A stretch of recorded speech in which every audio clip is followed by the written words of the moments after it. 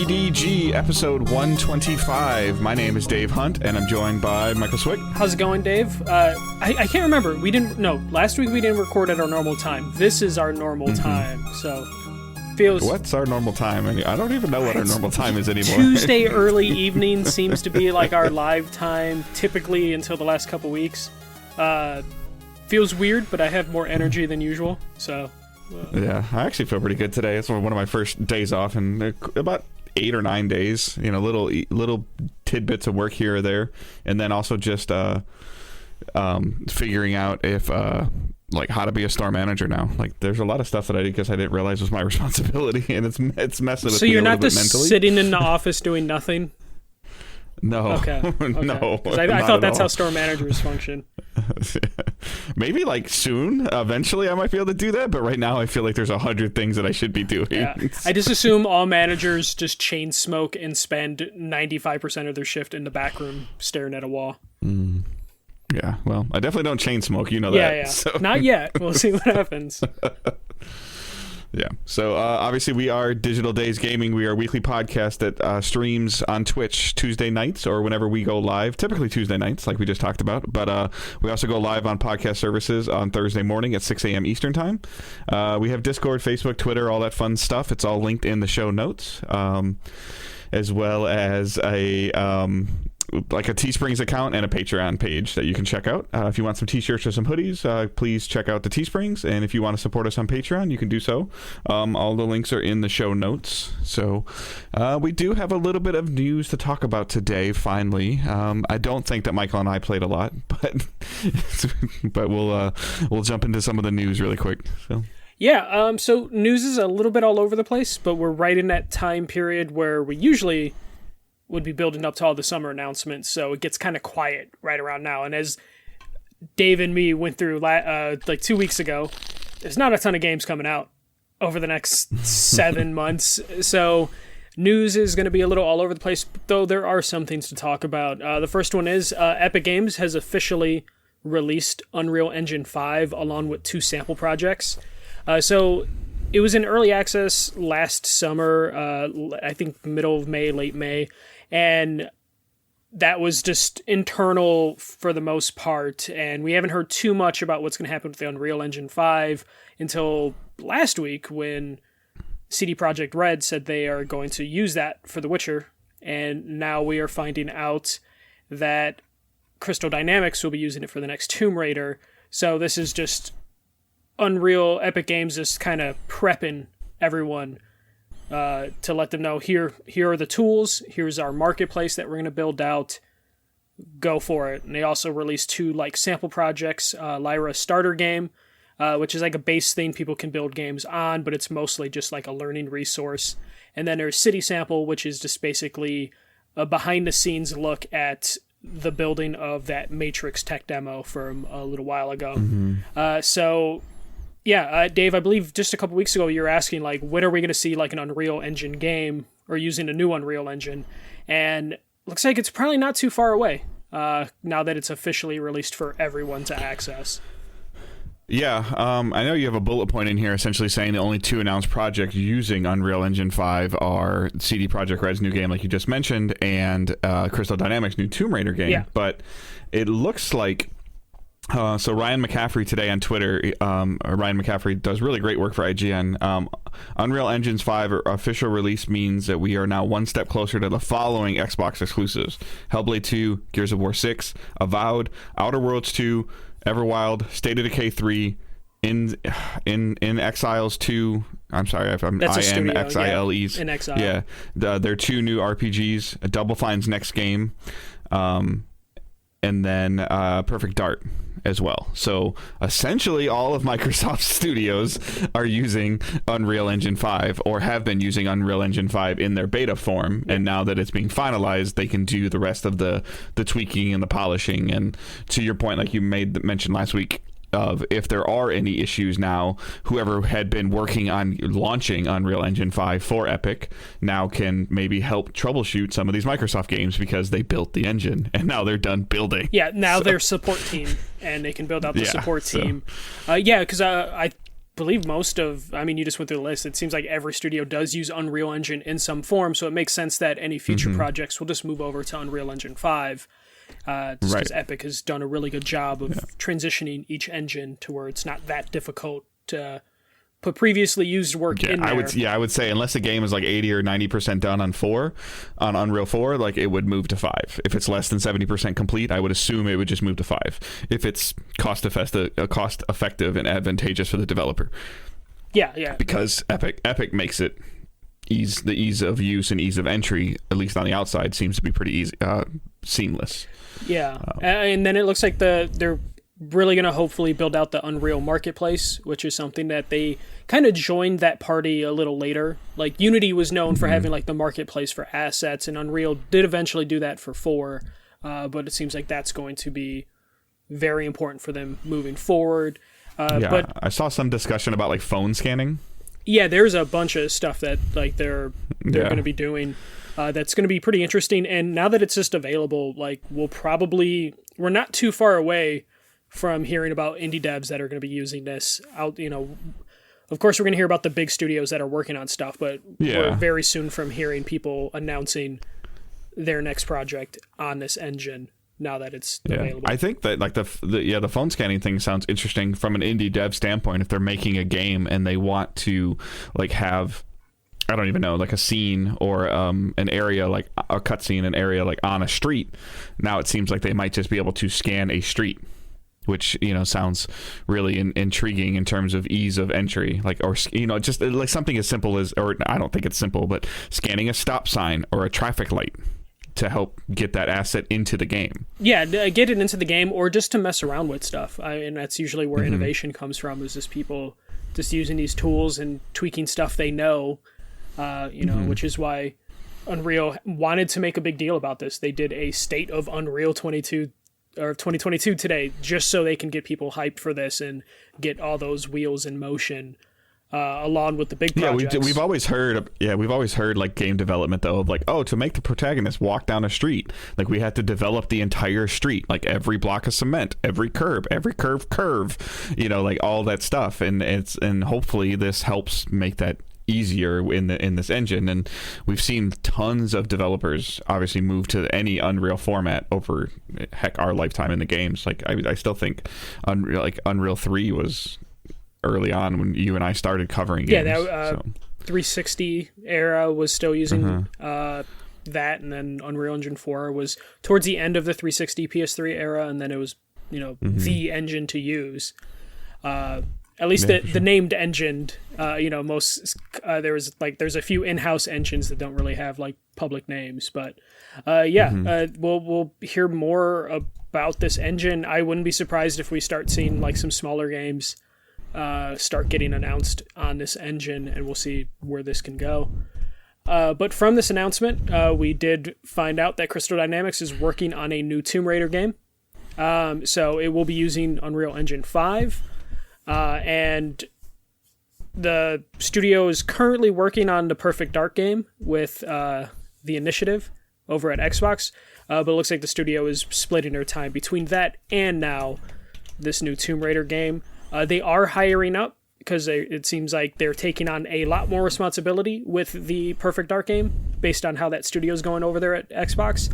So they're posted like 50 job vacancies today along with the announcement, and then they also revealed they got the Days Gone director Jeff Ross to join them as a design director. So he's over there now, and they did emphasize, though, that the next iteration of Tomb Raider is years away. I mean, they just announced what engine they're using now and have over 50 vacancies. So now they've hired a guy that did underperforming game with Days Gone for a studio that makes games out of the West that always underperforms. So this is like a marriage made in heaven. Yes, Square Enix is going to have a field day with this. So I'm kidding. Yeah. I don't think Days Gone underperformed. I'm just like, the perception was it underperformed, and then obviously Crystal Dynamics, anytime they or Square Enix, anytime they seem to speak about Crystal Dynamics, it's always like they just didn't hit the mark. Oh yeah, it seems like if anyone at Crystal Dynamics breathes funny, Square Enix has like the interview waiting to go to let you know how they didn't do it right. So I have a question based on these couple bullet points. So what do you think this means for the future of Avengers? I think I'm Dave, I hate to tell you, I think it's done. I'm just more like this. Maybe this contract's expiring, like we talked about. Like maybe they hit the criteria of the contract. I think they did, because with the last big expansion, they kind of were really quiet about talking about the future, other than saying like, we'll still support it, as in if something breaks down the line, we'll fix it. But I'm guessing.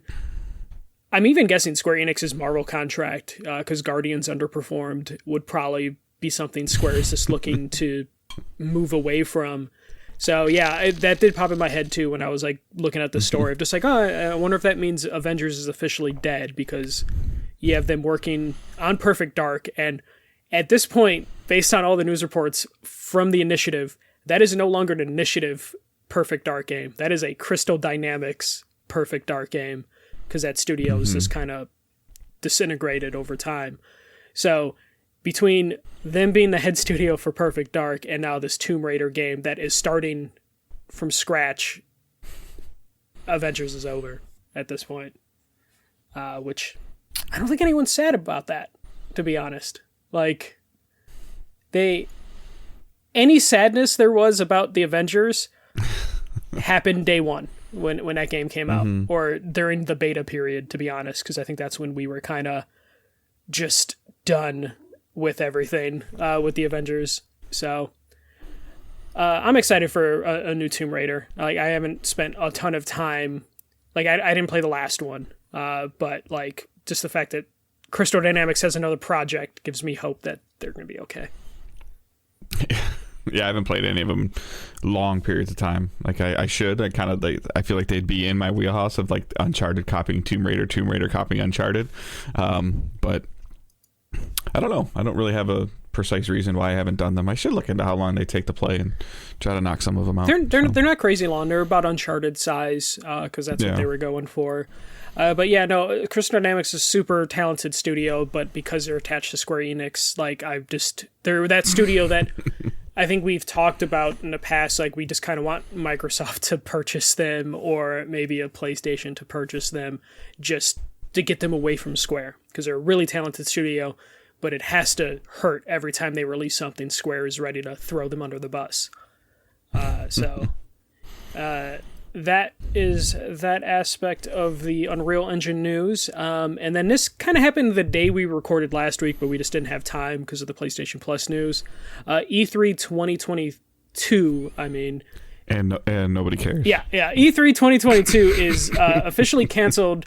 In person was already canceled, but they officially canceled the digital showcase that they never really announced, but people just assumed they were going to do, because they never closed the door on there being a digital presentation until last week.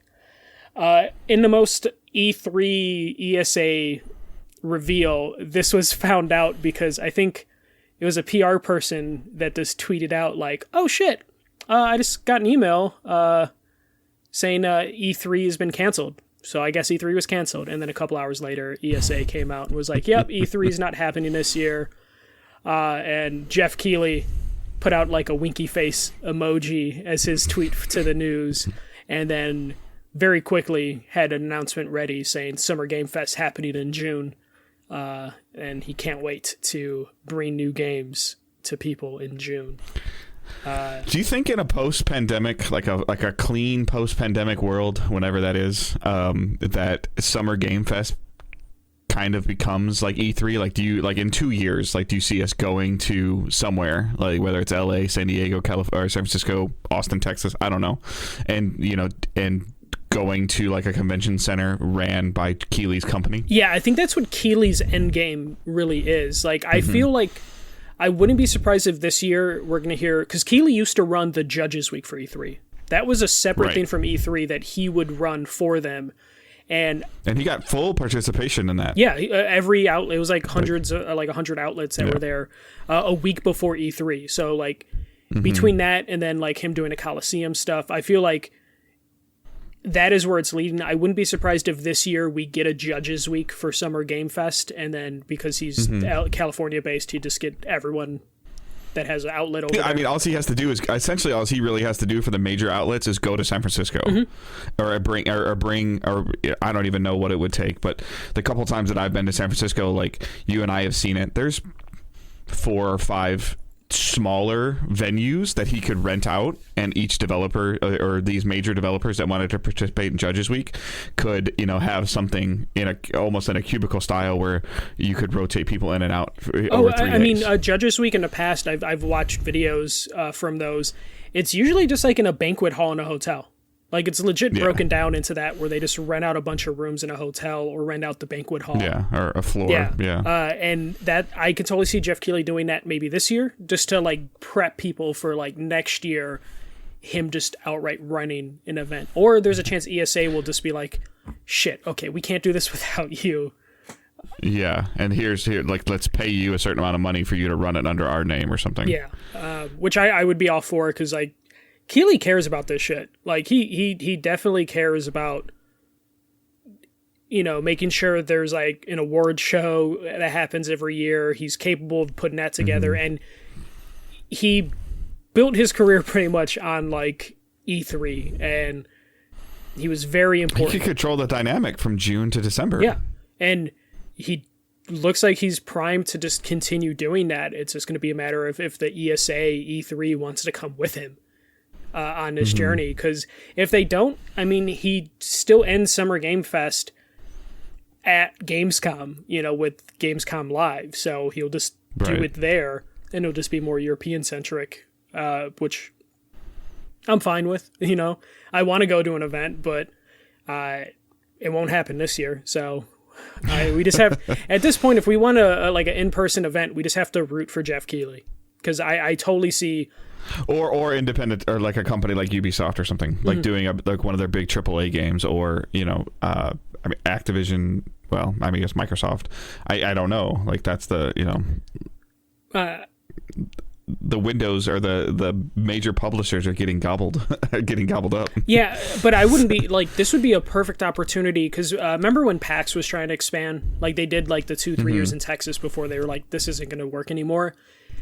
There's a huge opportunity for, I think it's Reed Pop that runs that, to just go, oh, people are used to a big in-person event happening in June in California. Okay, cool. We're going to take that time. We'll rent the convention center. Summer PAX. Yeah. Like, don't even replace PAX West. Just add it. Yeah, no, exactly. Just add it.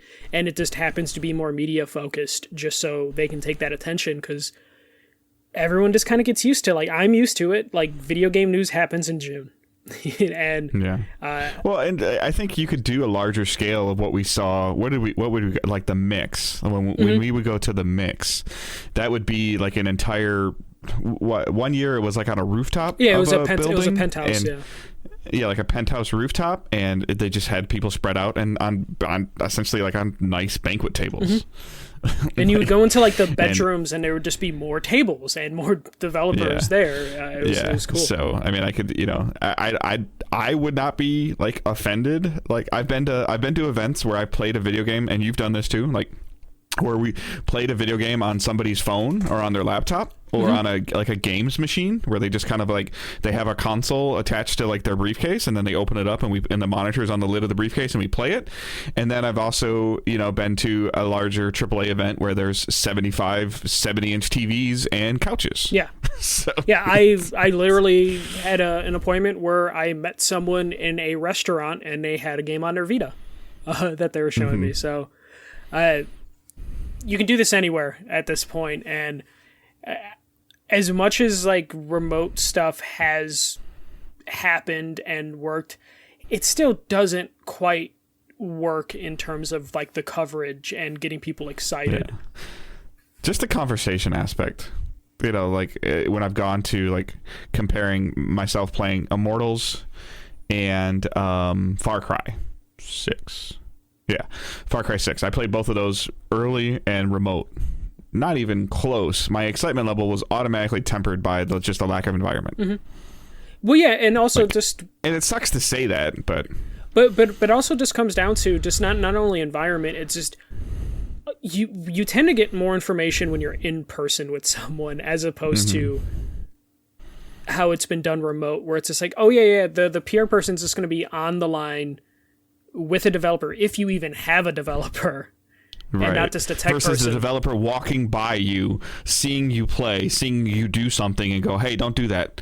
Do it this way, or how did you do that? Yeah, show me that again. and you can get away from the bullet points, because like anytime you go to like an event, they have their bullet points that they're supposed to hit, but when you're in person, you can get them to deviate a little bit from that and get just a little bit more information, as opposed to just a remote thing that like takes way too long to set up sometimes, where you're like a half hour of just like, okay, is it good? It's good. Okay, let's go. I don't know. I hope we get in-person events, and I think Jeff Keighley's the one that's going to bring it back, probably next year, which is why I totally think he's going to do a Judges Week. I think that's where we're heading. Like, we'll probably get a Judges Week, because it'll just be the easiest thing for him to do, because all the major outlets, or most of them, are at least San Francisco based. So yeah. Well, and the interesting part is it's him. Like the we've heard, like we started to see it over the last couple of years. The ESA had their thing, EA had their thing, Microsoft had their thing, Nintendo had their thing, and like Sony was there. But now Keighley can control Judges Week a little bit more, because like, hey, do you want to participate in the Summer Games Fest? Like, okay, you're gonna do that. We're gonna do this and this and this, and I've got 25. Outlets that are prepared to see your stuff a week, 10 days before the entire event kicks off, but they're all going to sign ironclad agreements that they're going to see it on June 10th, but they can't talk about it till July 18th. Yeah. And it's funny, though. I don't think people realize like how much power and respect Jeff Keighley has in the industry. I know on Twitter, people can like undercut him a little bit and make fun out of like how the games word is presented. But like, this dude has a lot of sway in the industry, so if he decides he wants to do this, he will have the support. I've been to, like, events. One event in particular I can think of. I won't name the publisher or anything, but, like, the whole event was supposed to start at, like, 4, and we didn't start till, like, 4:10, 4:15, because Keighley was running late. And as soon as Keighley walked in the door, the lights dimmed, and then they did the presentation. So it's one of those things where, like, if I was 10, 15 minutes late, I probably would have been told, they started, you can't come in. But when Jeff Keighley, who doesn't even have an outlet, like, if you think about it, like, when Jeff Keighley goes to a preview event, it's just to get him to tweet. Like, that's all you're getting for him. Yeah, he doesn't have a YouTube channel. He doesn't have a Twitch. He doesn't have a website. Yeah, like he has he signed a big contract years ago with YouTube TV when YouTube TV. Yeah, and then YouTube game gaming. Trailers before that. But like this was way past that, to where it's just like he has a lot of sway in this industry. So if anyone can get this done, it would probably be like Keighley. And again, it's just going to be a matter of like, will E3 want to go along with the ride? Which is wild to me, because like technically E3 is run by all the major publishers in the industry, so you'd think that they would have an interest in like keeping this going. Yeah, but that board, man, that doesn't sound like that board. Like they need to just like wipe the board out. Yeah, the ESA board at this point, because they don't know what they're doing. They want to do like the whole influencer thing that they were trying to do 2 years ago before the pandemic happened. I don't know. They need to do some broad changes, which is why I think they should just hand the keys over to Keighley. All right, let's get into some like more serious news. This is just like a rough list of all of the shit over the last like 2 weeks. Why did they get bought? I don't know, but that's why. It's like, why did they get bought? And now that's why they got bought. And now the question is, will they get bought? Because this seems to be getting worse and worse. Of course, we're talking about Activision Blizzard. All right, I just have a bunch of bullet points. This isn't even everything that's been in the news for this company. It's fucking rough. But Activision Blizzard recently settled one of their abuse lawsuits with the EEOC. This was an $18 million settlement, which is on the low end of what I believe the EEOC wanted. But that's also why I said this is one of the like lawsuits that are going against Activision. So they have to now pay $18 million to the EEOC, which then will be distributed to employees that like fill out paperwork that said they worked, I believe, from September 2016 to some time before the lawsuit took place. So that why does this feel like one of those pieces of paper you get in the mail that you like? I had a piece of juicy fruit from November of 1994 it's basically to exactly November 1997. Like that. When you go to it, they'll have like a website link that looks suspicious. Like anytime I get an email that's like, hey, there's a class action lawsuit, here's a website that's totally not fake, and then I'm just like, I'm fine, I don't want 50 cents.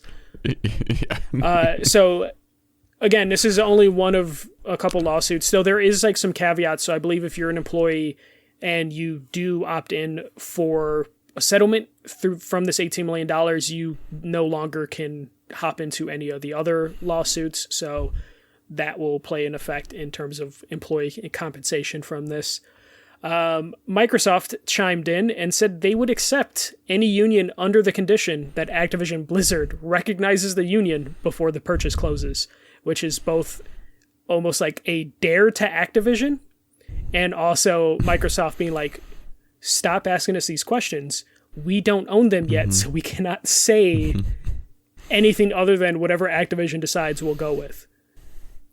We will accept it and then do everything humanly in our power to change it once we own them. Exactly, yeah. Whether that means keeping them as a union or offering them enough to say, hey, like, we, you know, like, here's ABC, like, can we please just rip up this union contract and, you know, like, and like go ask all of our other companies to see if like to kind of to prove our point. Yeah. Or go talk to all of our other studios. I feel like if this was in person and Phil Spencer was like, yeah, we'll accept this term under the condition that Activision accepts it, he would glare super hard at Bobby Kotick and be like, don't you fucking dare. Because they don't, Microsoft very much wants to seem like a friendly company. They actually tend to get voted as like a good company to work with, which is why they don't feel they need a union. So the idea of bringing a union from one of their acquisitions in is kind of scary to them, because then their apparent happy employees will be like, well, we want that too. And then it'll cause a domino effect that I don't think Microsoft is willing to bite on, which is why it's up to Activision at this point. And Activision has been doing everything they can to stop a union from happening. And they've obviously been doing horrible things to stop that, as in hiring union busting companies and lawyers and all sorts of ugly things to prevent that. But I think that's like the big one. I mean, we'll talk about it again in another bullet point, but like this is the one that might actually kill the deal from happening. But the FTC did announce that they are reviewing the acquisition currently, and they have some concerns, which is why they're reviewing it, and they're asking for additional information from Microsoft. So from what I can gather, it's not necessarily, and this will tie into another thing, it's not necessarily that they're worried about like a monopoly. They're more worried about like what some of the senators have brought up. So specifically 4 U.S. senators sent a letter to the FTC stating their concerns that this acquisition will derail the work being done by employees that are demanding accountability from years of abuse by management. So what the senators are saying, what the FTC is reviewing is currently they're trying to like get some sort of accountability on the management, and this acquisition will undo that, and then they'll just get to golden parachute out consequence free. And that is a concern from that. Which is valid, but also not Microsoft's problem. Exactly. And that's where Microsoft is going to have to say is like, we're sorry that's happening, but we're acquiring them. And Microsoft will then be like, we're a good place to work with. They won't have these concerns under us. But it's still like a complicated thing. And Microsoft can't just say like, oh, we're just not going to pay the management because they can't, you know, they have to pay everyone out. But Dave, any thoughts specifically when it comes to like that aspect? Because you can kind of see what the senators are talking about. Like you can get their perspective. Yeah, I mean, they want Activision's upper management to be held accountable for what they did or what they allowed to happen and what they did. Yeah. And that's 100% right. That's 100% valid. But like I just mentioned, it's also not Microsoft's problem, because Microsoft's going to be like, I don't need 5 game directors. I have game directors. Like, these guys aren't going to be part of Microsoft Studios, which is what Activision will then become. You know, so I think that and unfortunately, like when you purchase a company, like I've lived it in real life. It's still, I don't understand this part of it. Like when I make this statement, I know it's going to sound like funny, but like I financially, I don't understand how it's better to pay somebody to go away. Like from a financial standpoint, like I don't understand it. Like, okay, I'm going to give you X amount of dollars and you no longer work for me. Go away. Yeah, it's like the buyout in sports. From a sports perspective, I get it. Like, yeah, like I want you off of my team. And if it means that I have to pay out your contract to get you off of my team because you're affecting what's going on, like I can see that. But when you're coming into a new team, which is essentially what Activision is doing, it baffles me that, like, okay, we're going to get rid of you. We're going to give you X amount of months or years of severance because we have eliminated your job. And then we're gonna, like the corporate world, and we're gonna hire somebody to do the exact same thing you're doing. That's a better person. Yeah. No. But it is baffling how like all of that works. It's like the perspective of like, the higher up you are the chain, the less work you end up having to do, but you get compensated more. Like, Kotick will go away. We know this is inevitable. Yeah. Kotick will go away. He'll be paid to go away, and he will not be replaced because they don't need to replace him. Like, Phil Spencer will make those decisions, or Phil Spencer will promote somebody from one of his other studios, or somebody within Activision that maybe he has a relationship with that he trusts and he's comfortable with, will then become the default, president of Activision who reports to Spencer. Like, Kotick reported to the board. Yeah. And essentially what we found out is that Kotick just did whatever the hell he wanted to do, and the board didn't do anything. Because they got paid. Like, this came down to right. That. So now this person will have to become accountable for Activision to Spencer, and Spencer will have to be accountable to it sounds like one other person at Microsoft, like from what we've heard. The CEO is like he has a direct line to her. I can't remember her name currently, sorry. But so that part will change. But I don't see, like, we, as an example, and this is an example, I'm not saying it's great, we could see somebody go from 343 all of a sudden now that's in charge of Activision's entire umbrella, as an example. Yeah. And that's why when they made the announcement, they even put that whole chart out, and you notice that Kotick was not in that chart, but there were Activision Blizzard people in that chart. But Kotick wasn't there because he would be redundant. Yeah, because Spencer's been around for years. Like, we all know Spencer's been around for years, and we've talked about it for years. People jump studios and change companies all the time in gaming. So there is somebody that Phil Spencer has done a midnight crunch with to make a game that works for Activision now that Spencer trusts. Yeah, they're there. Well, and if you look at it from like the Bethesda acquisition, Pete Hines didn't go away. He's still in charge of Bethesda because Pete Hines doesn't have any baggage that we know of that would make it an issue to where Phil Spencer is fine just being like, yeah, just keep running Bethesda. Your shit's exclusive, but keep running it. So essentially Spencer talks to Hines, and Hines talks to his team. Yeah. That's the direction it goes. And then if so Hines has to take everything his team tells him and regurgitate it correctly to Spencer, and then Spencer has to like take that information and decide, okay, well, we're going to do this, and then whether Hines likes it or not, he's got to go back to Bethesda and say, this is what we're doing. Yeah. Last aspect of this, which I put for last, is Activision Blizzard will be holding a shareholders vote on April 28th, and the vote requires a majority vote in favor of the deal for the acquisition to go through. So this is important.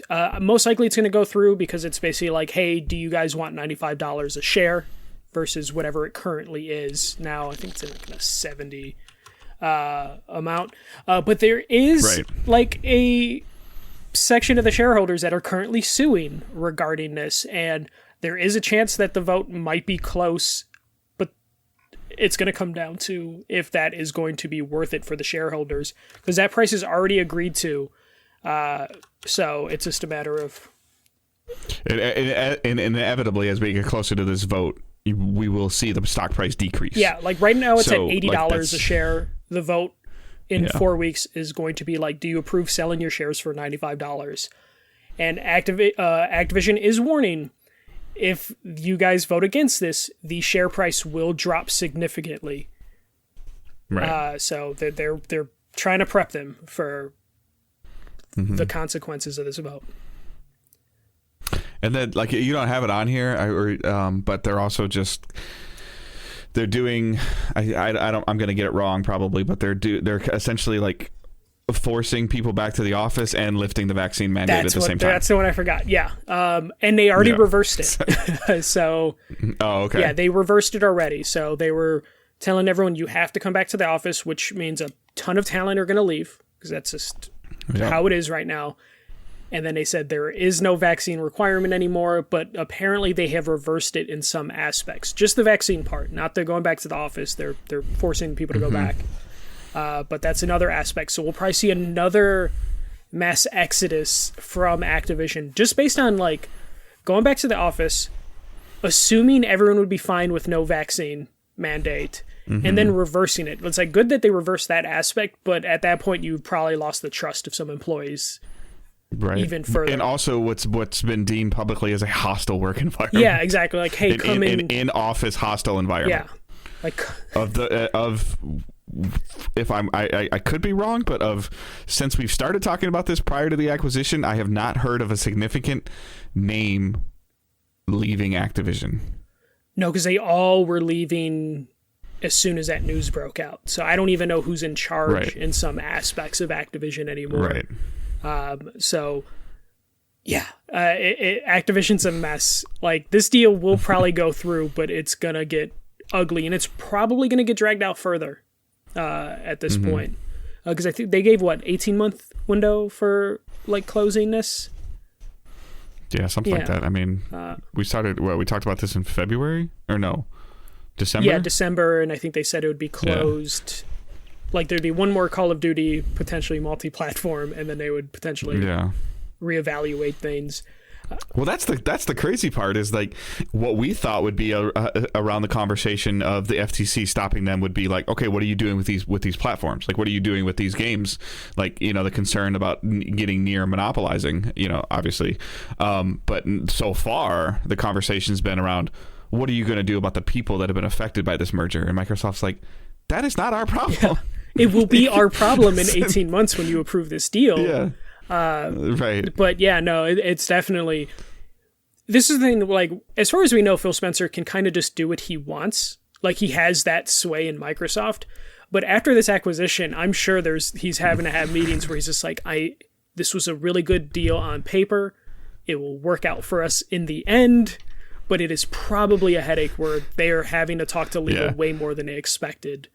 He's going to his boss and he goes, I promise you these IPs are worth more than what and I don't mean it when I say this, but I promise you these IPs are worth more than what the talent that's there. It's more about the titles than it is the talent. Yeah, unfortunately, especially when it comes to their corporate talk. And like most of those developers are talented. Like, I'm not disputing that. People that make World of Warcraft are talented. You're putting your billionaire hat talented. On, in terms of what they see, numbers. Getting these platforms under the Microsoft name is more important than what's going on. Yeah. So, which sucks. It sucks to say. But that's how corporations think. So, last story. So last week, Greg Miller tweeted that he heard 3 big rumors that, if they're true, will be huge. But he never said that they were going to happen that week. But he did say one of them was going to be the PlayStation Plus revamp. So a lot of people expected all 3 announcements to happen last week. We were kind of hoping all 3 announcements would happen last week, but it didn't. But a lot of people were giving Greg Miller shit for that. So Greg Miller and Jeff Grubb basically came out and just said what the other 2 rumors that they heard were. The first one is that PlayStation is in the process of putting together a PSVR 2 event. They wouldn't say if this was going to be a digital showcase or an actual in-person event. But it could be a combination of both. They do know that PlayStation was showing PSVR 2 at GDC recently, so a presentation does make sense, but no time frame was given. So that was the second rumor on top of the PlayStation Plus revamp. So any thoughts on that, other than, of course, that would be happening eventually? Yeah, I'm about time. Yeah. So my concern with PSVR is just VR 1 or 2 is just the lack of anything around it lately. I have one. I haven't really used it. And I didn't even realize this. Did you know that Moss Book 2 came out? No, I didn't know until I saw Patrick Klepek tweet about it, being it's a shame Moss 2 is a PSVR 1 game, and I had no idea. I didn't know it came out. That's gonna make me get my VR back out. Like but the lack of titles and lack of stuff on there is concerning to me, and to the point it's concerning enough to me that do I care about PSVR 2? Yeah. Am I gonna want to buy this at launch? Like, yeah, there's a part of me that's gonna want to buy it at launch. Obviously, the price is gonna be outrageous, but they almost have to, I hate to say it, they almost have to have 20 or 25 games ready within the first 30 days of this coming out. Like, they can't, and they need to be like, all of those 20 or 25 games need to be better than anything that's come to VR1 already. Guess what? It's going to be a lot of ports. Like, right. And so, like, that's concerning for a new piece of hardware. Like, especially when we're hearing about rumors and we're hearing about all these studio acquisitions, but none of them are saying VR. Mm-hmm. They're, none of them are saying VR. I mean, the only thing we know is like they purchased a VR studio PlayStation with Fire Sprite. And then they have the Astro team. But we thought that they were doing a games as a service, and now it doesn't look like they are. Well, no. This came out recently. I didn't put it in the news, but Fire Sprite is working on a horror game, and that might be a VR game. I might need you to repeat that because I'm losing you on Discord. It's a scary game, a horror game that they're currently working on. So they are doing something at Fire Sprite. It's just a matter of what exactly they're doing. All right, so PSVR 2 event, it just makes sense for that to happen at this point because they are still planning a 2023 launch, I think. Did they give a date for PSVR 2? A year? I don't think they actually have, so. Yeah. I do think part of the excitement from like a Greg Miller was it was probably an in-person event. So like that's why their hype level would be like significantly higher for something. But the last bit of news, which isn't too surprising, is the third rumor was PlayStation is in the middle of negotiating another acquisition from a big studio. So they kept emphasizing that it's a big studio acquisition, but they couldn't say which studio that is because it's still early in the negotiations that if it leaked, the deal could be killed. Because when we're talking about business deals like that, it could lead to like insider trading talk, and then the deal would just be killed immediately. So, do you have a guess? I was trying to figure out who this could be, but I don't know who's because left. I have a guess. Who do you think? And it's crazy. Like it's going to sound like it's out of left field, but I'm going to state my case at the same time. I think it's Ubisoft. And the reason I think it's Ubisoft is they've been very, very, very, very quiet. Like, very quiet. I just... Do they have that like, money? I think they... Are they Bethesda? That's a big get. They're worth more than Bethesda, I think. Bethesda was $7.5 billion. Yeah, I think Sony does, based on how much they paid for Bungie. But I just like the only reason is they're just really, really quiet. Like, just really, like, I can't even, like, I have relationships like with Ubisoft PR people, and I'm not hearing anything from any of them at all. Like, there's Division stuff rumbling, like really small Division stuff rumbling, like a PTS server for like a new game mode, like really, really small stuff. They just announced today that they're not doing anything else for Ghost Recon.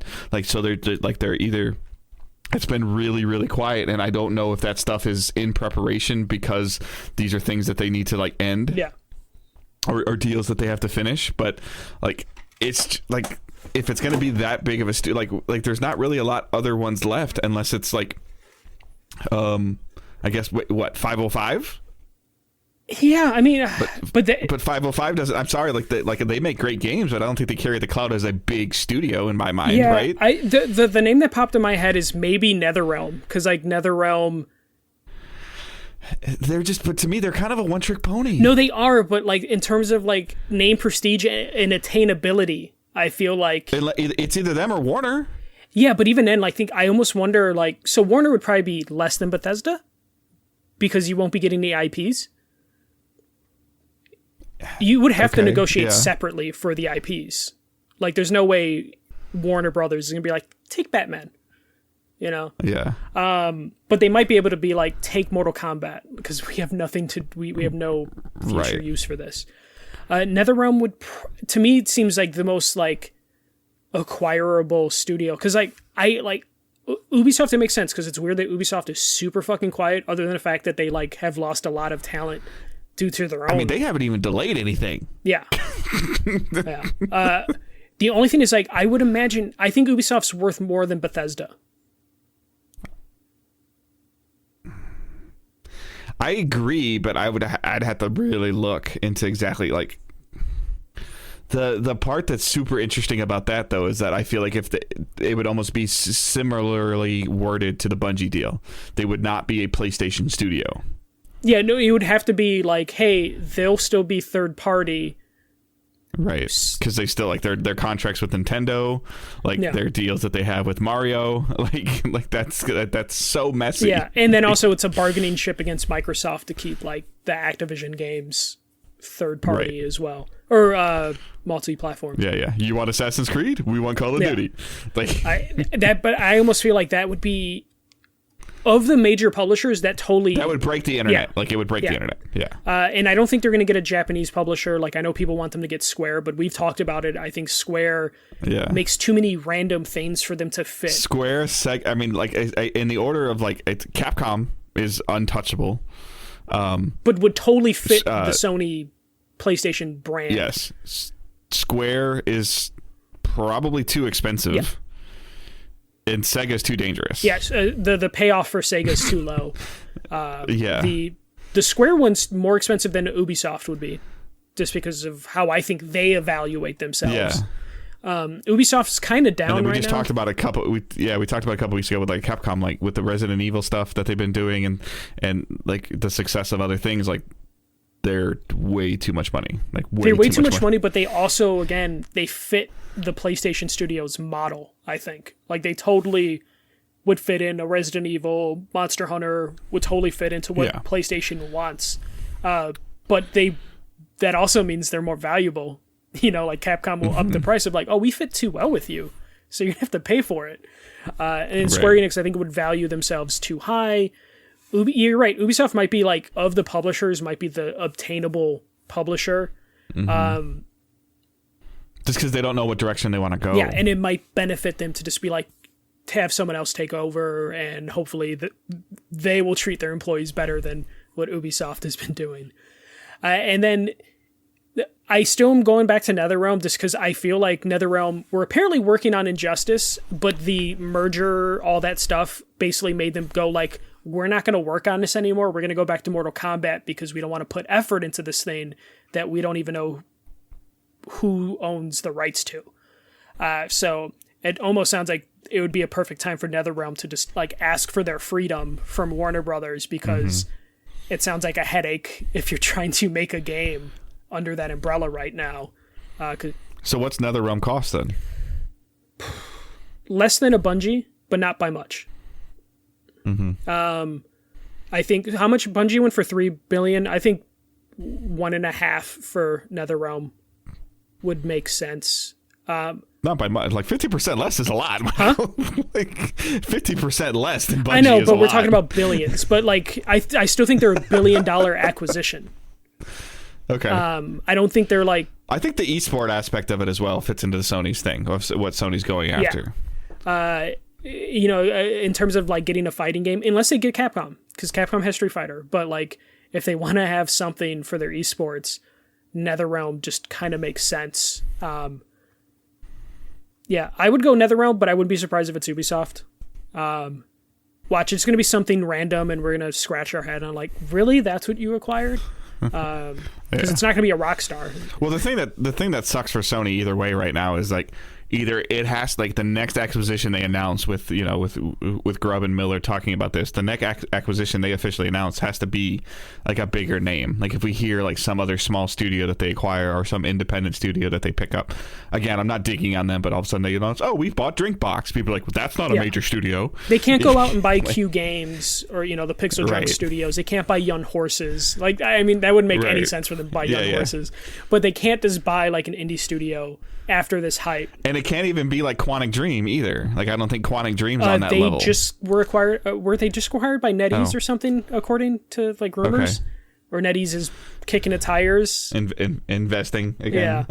Yeah. So unless they do like a Microsoft thing, or remember when Microsoft said they bought Ninja Theory and all those other studios, where they just announced 6 acquisitions. Right, I agree. Yeah, if they say that we bought like 4 studios at one time, but I also feel like Sony wants to give each studio their day in the sun. Yeah, except for that one Twitter account that messed up and. I forget which studio did they accidentally say? Housemarque? Bluepoint, wasn't it? They acquired Housemarque and then they said, and Bluepoint. And then it was like, right. No. But they haven't. Have they officially acquired Bluepoint yet? Yes, they have. Yeah. Okay, I can't remember anymore. Yeah, that was the one where when Housemarque was purchased, the Twitter account in like Japan accidentally said Bluepoint was acquired. And then they announced it like a month later.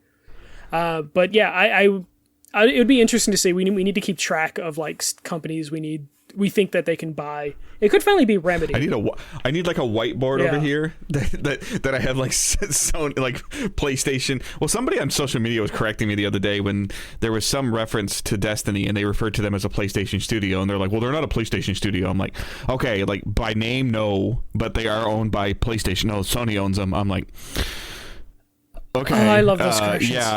Yeah. And so that was just like, what do you consider Mojang? Well, they're just, because I go, Mojang still releases on Switch and PlayStation, and they're like, well, they're owned by Microsoft. I go, yeah, they're a Microsoft game studio. Well, no, they're not. And I go, yes, they are. Yeah. I was just like, yes, they're not officially a PlayStation studio. Like when you turn a Bungie game on, you're not going to see the PlayStation Studio logo show up. You might, but they're owned by PlayStation. Yeah. The money's still going to the same place. It's just going through one extra filter to get there. Yeah. But we need to get a little board and then just spark all these companies. Flow chart. I need a flow chart. Yeah. Like who's on the board left? We'll do it like a draft. We got those 2 chat bubbles in our logo. Like, can we just start? Like, maybe I'll have Angela start adding one chat bubble is Sony, one is Microsoft with all the studio names in the bubble. Yeah, and just keep it going. But that's all I had for the news. I have something really quick because I know a lot of people have heard me talk about it till I was blue in the face in January, and I want you guys to know if you missed it. Nobody Saves the World will be on PlayStation in April 14th. Mm-hmm. So apparently it was only a 90-day exclusivity with Xbox. It is on Game Pass if you haven't played it yet, but I really, really enjoyed that game, and I had a lot of fun with it. And a lot of people, when I streamed it, a lot of people watched and asked questions. So, and I know a good portion of our listeners are PlayStation players, so definitely check it out. I don't know how much it costs. I didn't see how much it costs. I didn't check, but it should be around $20 or $25, and it's worth every penny. Yeah, and it's gonna be on the Switch, which is probably where I'll pick it up. Yeah, I was hoping for a physical release, and I haven't seen or heard anything about a physical There'll release. Probably be like limited run games or something small. Yeah, I'm gonna have to get something like that. So maybe get me a little collectible nobody. Yeah. or the wand. That'd be cool.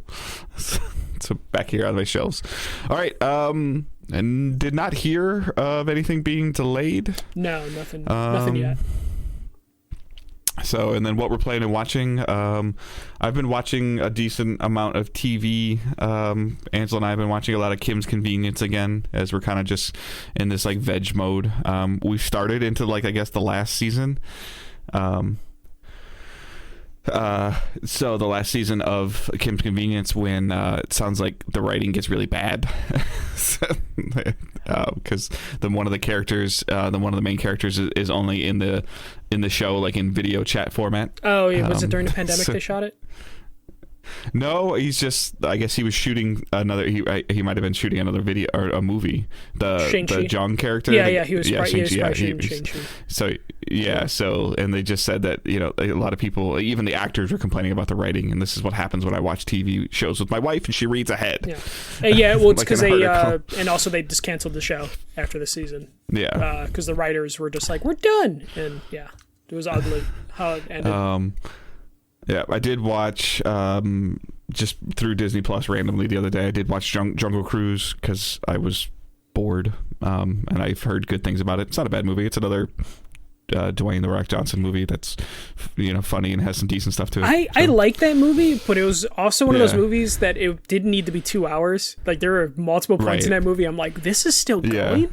But it wasn't bad. But I mean, like some of the action scenes were kind of cool, and some of the special effects were kind of cool. So it was definitely good to watch. I do have Owen, my youngest, is on spring break this week, so I think that I'm going to take him to the movie theater to see the Sonic 2 movie that comes out this week. Watched a little bit of just bits and pieces of the NCAA tournament, and just I didn't really play much. I've been kind of mentally, I think I put this on social media, I put it in the Facebook group, I'm just mentally tired, and I don't know if it's like getting used to the drive to work, the new store, the new people, the new environment, all of that stuff, and as well as like the responsibilities that are coming with me and now that could be weighing on me a little bit. My wife wants me to tell everybody that she won the bracket challenge. So which means that she sucked the least out of everybody's brackets that were really bad. And I still do have goals. Like I need to whether it's Death's Door, or I did finally download Tunic and MLB The Show today. Those are downloaded. So I'm definitely going to try to jump back on the bandwagon of just kind of taking a break from Destiny again, or just periodically messing with it. There's not a lot going on right now in the game. I really enjoyed it. The like Savathun's throne world and the story aspect of Witch Queen was fantastic, and but this season just seems kind of bland, which is kind of been par for the course when they release an expansion at the same time that the season's live. The season I feel like suffers. And I do want to stream some more. So, like I said, I've been messing with some setup stuff down here and trying to find a new routine and a new rhythm. So, I don't know if Tunic will come to PlayStation. Going back to what I just talked about, it'll be super interesting to see how quickly it does or doesn't with the turnaround of Nobody Saves the World,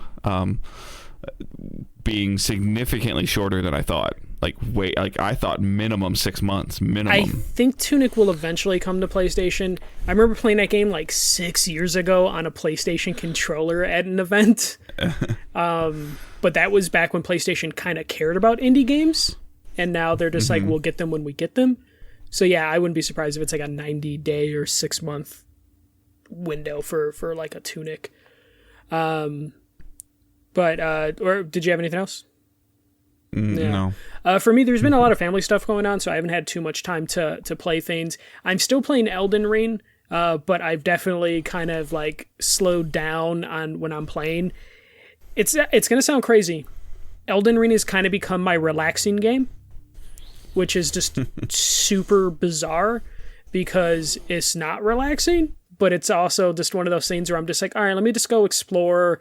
And I'm pretty leveled up and confident in like how I play, to where I'm just like, okay, let me go find like a dungeon, let me go find a cave that will lead to something, and then I'll just take care of one thing in a session. So it's kind of becoming a relaxing game that I play every once in a while, which is just bizarre that I've hit that point in my life where I'm playing a Souls game for relaxation. So just a little bit of Elden Ring. I completely fell off WWE 2K. I put a little bit more time into the career mode, but I just couldn't. WrestleMania was this weekend. I did sit through both days of WrestleMania. There were some cool moments, like Stone Cold Steve Austin actually did have a match, and it was kind of entertaining. I mean, it was entertaining just to see him still do stuff, and he actually tried, which was interesting to see. I was worried. He's like almost 60 years old. I was expecting the worst, but he ended up putting in a good effort. But for the most part, WrestleMania, both days, most matches were fine. Like, they weren't great. I don't think there was anything too memorable outside of the Austin stuff and, like, the Cody return. But for the most part, I was just like, this is okay. I didn't feel like I wasted my time. Most of the feedback I heard on social media was like the matches themselves were really good, but the build-up and the things that usually surround the matches, which make them more impactful, like story-wise, weren't there. Yeah, the story stuff definitely wasn't there. They had some cool entrances, if that helps, but like story-wise, there didn't. But the wrestling seemed to be really good. Yeah, wrestling has been pretty good. Like, there were a couple matches that were like whatever, but they kept those short. this is at least a WrestleMania I didn't walk away from angry. Usually the last couple years you watch WrestleMania and you're just like, I completely wasted my time. But this one was just like, okay, cool. At least I got to see Stone Cold do something. Yeah. They gave Undertaker a really good induction into the Hall of Fame. Yeah, but they had him come out twice to tell us that he was in the Hall of Fame. So each time it was just like, but the second time he did it, it was just like, guys, this is 2 4.5-hour shows. You don't need to have him walk out twice. But overall, it was fine. It was a decent show. They did disappoint with the Raw after Mania, unfortunately. That was very lackluster. It's usually like a big show because it's basically them starting a new season of wrestling the night after WrestleMania, and this year they just seem to like not care. That is pretty much it. I'm still obsessed with Winning Time. That's like the show that I keep waiting for every Sunday. So I'm still obsessed with that, but it's really just been like family stuff and some Elden Ring here and there for the most part. I do have Tunic downloaded and MLB The Show downloaded. And then a game that I didn't realize was out on Xbox that I had played last year in early access on PC, Century, which is like the dragon fighting game. That is apparently out on Xbox, so I'm going to have to download that today just to mess around with it, because it is coming to PlayStation, I think, sometime this month, but I just didn't know Xbox had like an early, access to it as well. But overall, that's it for me. Yeah, I saw something too today for Game Pass getting like True Colors. Yeah, it's getting the Life is Strange True Colors. Yeah, so there's some other, and there was something else in there too that I thought was interesting, but I don't remember what it was. I just tried to look it up, but didn't see it. So our questions and comments using hashtag AskDigitalDays. We got one from Stefan today. If you were both involved in game development, what part of the process would most interest you? For example, would it be building the physics engine, writing the story, artists, or sound design? So for me, it would be like my biggest thing is player incentive. Like reason to play. As you all know, like I really love looters, and I enjoy a lot of games as a service, and typically for a long time it's always like, what is the player getting out of it? So like player investment, player involvement, and rewards, in structure of rewards, how they're delivered. Mm-hmm. Yeah, for me it would probably just come down to writing. I enjoy writing. I really like dialogue, and like the idea of being in a writer's room and like riffing off other people's ideas is something I really enjoy doing. That would be the only aspect. Also, it doesn't involve any technical skill because I would not be able to design anything. I originally thought like maybe community management, but then like, have you talked to video gamers on Twitter, man? That shit's rough. Like, go look at Chandler Woods mentions. Yeah. Like watch how they changed since he started working for Avalanche. Yeah. So I first thought like community management, and I'm just like, oh no, like I couldn't handle replying to gamers on Twitter. I want to be the guy in the room, like kind of talking to the, like I said, like player investment, like talking to the game developers or the designers or the world builders, and like, oh yeah, we're gonna do this, and I go, okay, why do I play it? What? Well, why do I go over there? You would basically want to be mock reviews, but for like every different aspect. No, but it's like, like you talk about like, okay, what do I get? Like, like, people make fun of me because I do the same things over and over again in Destiny, which I do. But it's like sometimes it's like, oh, I have a chance at getting this, or like I had a little conversation in Discord today with a couple of my clanmates or Destiny players. There's harder content coming into Destiny, like challenge mode for the raid, and it's like I don't need another high level drop. I'm already high enough level. Like, why do you want to make me do something differently than I do it now? Oh, well, you might get really high stat armor. I'm like, yeah, but you already gave me a way to get high stat armor that I can do by just blindly playing the game. I can go to a machine and turn an engram in and get the same thing that you're asking me to like go run the raid and run it backwards. Like, no. Yeah. like you have to make the my investment worth the return. Like, and like even you've kind of lost it a little bit with like you can wrap it into Halo, you can wrap it into Back for Blood. What's the Was it Back 4 Blood? The zombie game. The game that just came out. Like, why am I going to sign into this game daily, weekly, monthly, seasonally? Like, why? Yeah. You know. And then my thing with writing is, I don't know how many times I've been watching a cutscene in the game and I'm like, why are they talking like this? Why is the dialogue so bad? So I would just want to be in that room to be like, why do you think this is Michael good? would be like, can you say it like less as a dick? Yeah, basically. Or can you say that more as a dick? Yeah. Like, it's like, why does that sentence feel like it hurts for the character to say? So yeah, no, I think I would just like, I don't know, the idea of working in a writer's room intrigues me more than, you know, trying to figure out the mechanics and stuff like that. Because I know also a lot of those decisions that happen in a writing room get destroyed by the mechanics at a certain point. yeah. So I would just, that would be... We can't fit that facial reaction. Well, why not? It's important. The tree won't fit if you put that facial reaction. The character has the shoulder the pads, then we lose animation, and it's just like, cool. He can't run his fingers through his hair if you want him to talk at the same time. Yeah. Like he has to just grunt every time he wants to do something. Like, okay. That's the real reason Link doesn't talk. They can't afford it. Yeah, and it's just...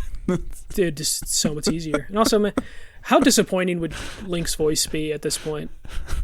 Hey guys. Yeah, no, or it's like super deep and it makes no sense, and you're just like, okay, you ruined my childhood. The day he talks is going to be the day the internet breaks. I mean, he did in that cartoon, but we don't count that. But excuse me.